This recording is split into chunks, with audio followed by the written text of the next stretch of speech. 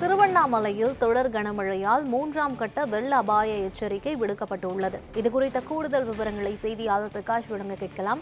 பிரகாஷ், 3ஆம் கட்ட அபாய எச்சரிக்கை திருவண்ணாமலைக்கு விடப்பட்டிருக்கிறது. இது பற்றிய மேலும் விவரங்கள் என்ன, சொல்லுங்க.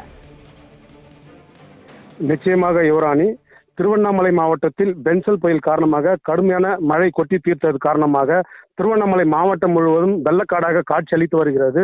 மேலும் கிழக்கு தொடர்ச்சி மலை பகுதியில் தொடர்ந்து பெய்த கனமழை காரணமாக தற்போது நீர்வரத்து தொடர்ந்து அதிகரித்து காணப்பட்டு வருவதால் திருவண்ணாமலை மாவட்டம் கலசப்பாக்கம் அருகே உள்ள கொப்பனத்தம் அணையிலிருந்து சுமார் 40,000 கனஅடி நீர் தற்போது பொதுப்பணித்துறை அதிகாரிகள் வெளியேற்றப்பட்டு வருகின்றனர். இந்த 40,000 கனஅடி நீர் வெளியேற்றப்பட்டு வருவதால் இந்த பகுதியில் ஓடும் செய்யாறு ஆற்றில் தற்போது கடுமையான வெள்ளப்பெருக்கு ஏற்பட்டுள்ளது.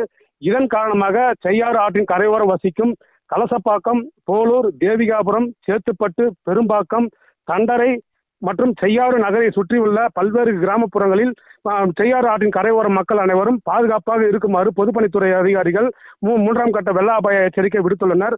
மேலும் செய்யாறு நகரின் அருகே செய்யாற்றின் ஆற்றின் கரையோரம் அதிக அளவில் தண்ணீர் சென்று கொண்டிருப்பதால் செய்யாறு நகரை சுற்றிலும் பொதுப்பணித்துறை அதிகாரிகள் மற்றும் நீர்வளத்துறை அதிகாரிகள் தீவிரமாக பொதுமக்கள் யாரும் நாட்டின் கரையோரம் செல்ல வேண்டாம், ஆற்றில் இறங்க வேண்டாம் என 3ஆம் கட்ட வெள்ள அபாய எச்சரிக்கை தொடர்ந்து விடுக்கப்பட்டுள்ளனர். செய்யாற்றின் அருகே செய்யாறு ஆற்றில் பாய்ந்தோடும் நீரானது தற்போது கழுகு பார்வையில் நாம் பார்த்து வருகிறோம். செய்யாறு அழகின் தீவிரமாக செய்யாறு ஆற்றின் பிரிட்ஜ் பாலத்தின் மீது நின்று ஏராளமான பொதுமக்கள் செய்யாறு ஆற்றில் பாய்ந்தோடும் நதியின் அழகை கண்டு ரசித்து வருகின்றனர். யுவராணி,